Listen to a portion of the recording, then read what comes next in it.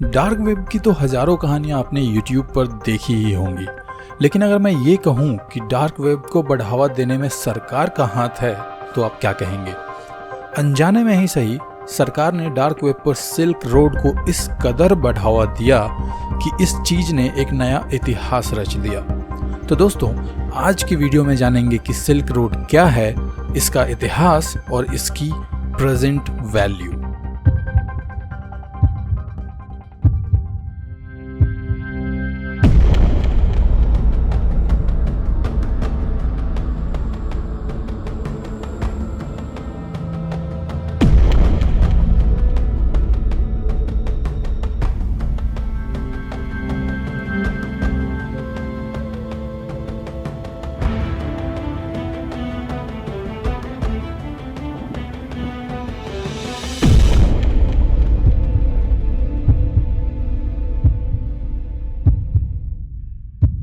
तो कहानी शुरू होती है 2013 में, जब रॉस उल्ब्रिट नाम का एक इंसान एक लाइब्रेरी में पुलिस द्वारा पकड़ लिया जाता है। उस पर इल्ज़ाम ये था कि उसने डार्क वेब पर सिल्क रोड को चलाता है।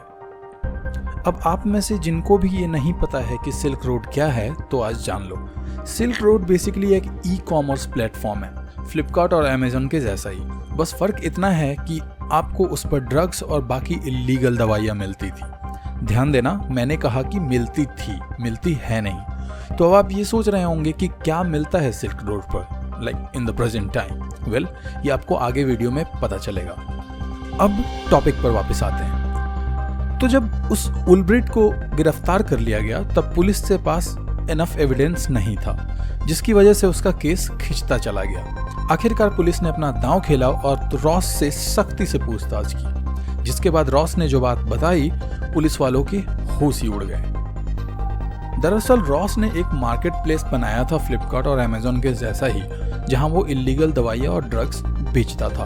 अब पूरी दुनिया में नशाखोरों की कमी तो है नहीं, प्लस डार्क वेब उस समय काफी नया नया था। यही वजह थी कि उसका स्टोर बहुत कम समय में डार्क वेब की नंबर 1 वेबसाइट बन गई और देखते ही देखते $40,000 की डेली बिक्री होने लगी। अब आप सोच रहे होंगे कि डार्क वेब पर लोगों को पकड़ना तो बहुत मुश्किल है, फिर ये पकड़ा कैसे गया? और मैंने भी अपनी कई वीडियोस में बताया है कि डार्क वेब पर ट्रेस करना बहुत मुश्किल होता है। तो सुनो, डार्क वेब पर किसी भी इंसान को डिसेंट्रलाइज्ड डेटाबेस का उपयोग करना होता है, और ये महाशय मजे मजे में खुद के ही सिस्टम पर वेबसाइट को होस्ट कर रहे थे, वो भी बिना किसी लेयर सिक्योरिटी के। अब अगर आपको डिसेंट्रलाइज्ड या लेयर सिक्योरिटी के बारे में नहीं पता है, तो मुझे उसके लिए भी एक अलग से वीडियो बनानी पड़ेगी। लेकिन फिलहाल इतना समझ लो कि लेयर सिक्योरिटी का मतलब है आईपी एड्रेस का जखीरा। मतलब एक वेबसाइट पर जाने के लिए एक आईपी का यूज़ होता है, लेकिन जैसे ही आप उसी वेबसाइट के दूसरे पेज पर ब्राउज करते हैं, आईपी बदल जाती है। इससे ट्रेस करने का खतरा टल जाता है। अब डिसेंट्रलाइज का क्या मतलब है? इसका मतलब ये होता है कि इसका कोई सेंटर पॉइंट नहीं होता। मतलब डिसेंट्रलाइज का बेसिक मतलब यही होता है कि इसका कोई सेंटर पॉइंट नहीं होगा। मतलब अगर मैं डिसेंट्रलाइज डेटाबेस यूज़ करूं और अगर आप मेरी वेबसाइट विजिट करोगे, तो वेबसाइट आपके ही कंप्यूटर के ब्राउज़र में टेम्परेरली होस्ट होगी। बहुत हद तक ये टोरेंट से मिलता जुलता है, वही टोरेंट जहाँ से फ्री में मूवी डाउनलोड करते हैं आप लोग। अब तो आपको संक्षेप में पता चल ही गया होगा कि डिसेंट्रलाइज डेटाबेस या लेयर सिक्योरिटी क्या होता है। तो फिर कहानी में वापस आते हैं।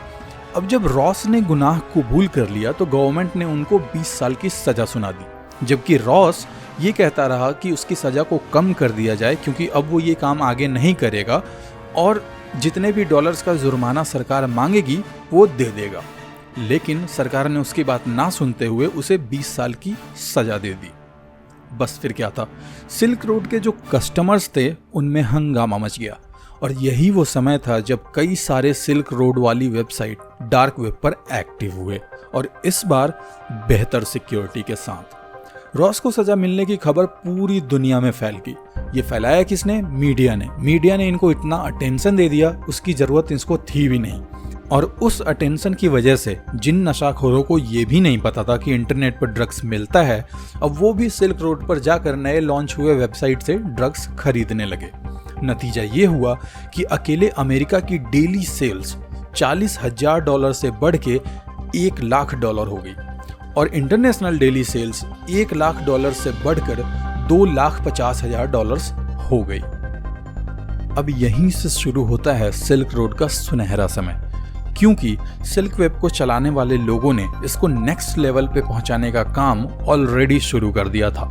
मतलब ये कि अब ये स्टोर सिर्फ दवाइयाँ या ड्रग्स के लिए नहीं जाना जाता था, बल्कि इसके अलावा ब्लैक मार्केट में बिकने वाली चीज़ें भी इसकी पहचान बन गई।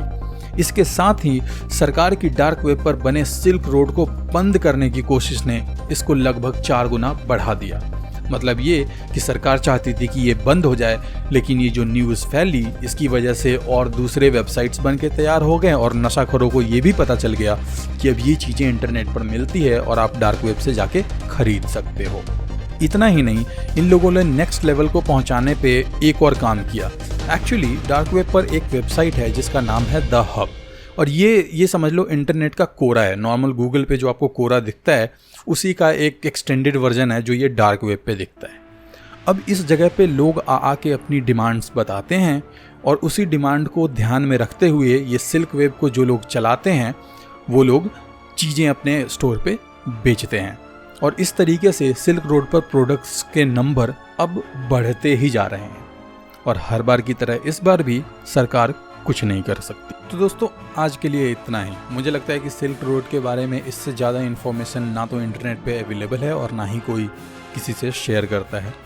तो मुझे लगता है मैंने सब कुछ इस पे कवर कर लिया है। इन केस मैंने कोई चीज़ मिस कर दी तो मुझे यार कमेंट सेक्शन में ज़रूर बताना। और मुझे लगता है ये पर्टिकुलर टॉपिक ये सबसे ज़्यादा रिक्वेस्टेड टॉपिक है। भले ही मैं बहुत बड़ा यूट्यूबर नहीं हूँ, लेकिन मेरे जितने भी फ़ैन या फॉलोइंग्स हैं उन लोगों ने इसके बारे में मुझे वीडियो बनाने के लिए बहुत सारे कमेंट्स किए हैं। तो दोस्तों अगर आपको ये वीडियो पसंद आई है तो यार इसको लाइक करो, प्लीज़ लाइक करके जाना। और अगर कुछ समझ में नहीं आया या अगर अच्छा लगा तो आप कमेंट ज़रूर करना। मैं आपसे मिलूँगा नेक्स्ट वीडियो में किसी इंटरेस्टिंग टॉपिक के साथ। तब तक के लिए नमस्कार।